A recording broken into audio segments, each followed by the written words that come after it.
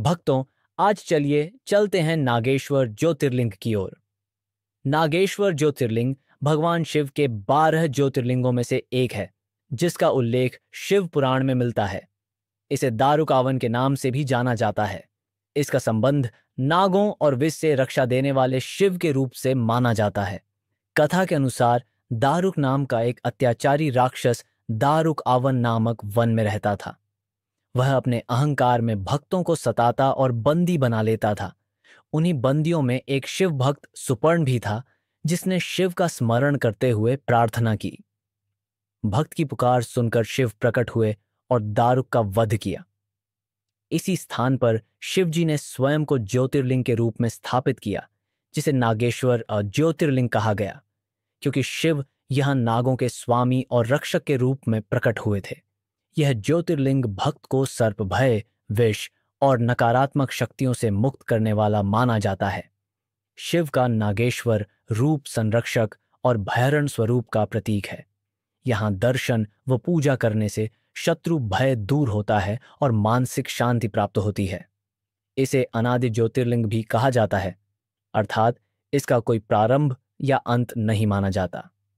नागेश्वर ज्योतिर्लिंग की वास्तुकला सरल लेकिन अत्यंत दिव्य और द्रविड़ शैली के प्रभाव वाली मानी जाती है।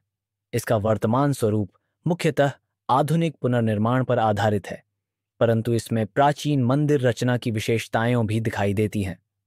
मुख्य वास्तु विशेषताएं मंदिर का शिखर ऊंचा, पिरामिडनुमा और द्रविड़ शैली से प्रेरित है।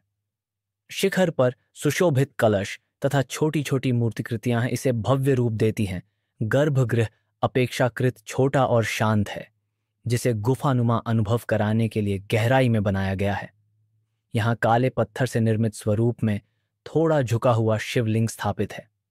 मुख्य गर्भगृह के सामने विशाल सभा मंडप है, जिसे कई मजबूत स्तंभों पर टिका बनाया गया है। स्तंभों पर साधारण किंतु पारंपरिक नक्काशी दिखाई देती है।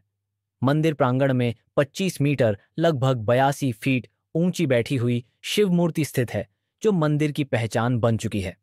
मंदिर समुद्र तट के समीप है, इसीलिए निर्माण में हवा और खैरेपन से बचाव को ध्यान में रखा गया है। परिसर विस्तृत, खुले आंगन वाला और दाईं ओर यज्ञशाला तथा अन्य उपमंदिरों से युक्त है। दीवारें साधारण सफेद हल्के रंगों में रखी गई हैं, जिससे इसका आधुनिक सहज रूप उभरता है। आकृतियों और शिल्प में दक्षिण भारतीय यानी द्रविड़ तथा गुजराती मंदिर शैली दोनों के तत्व दिखते हैं।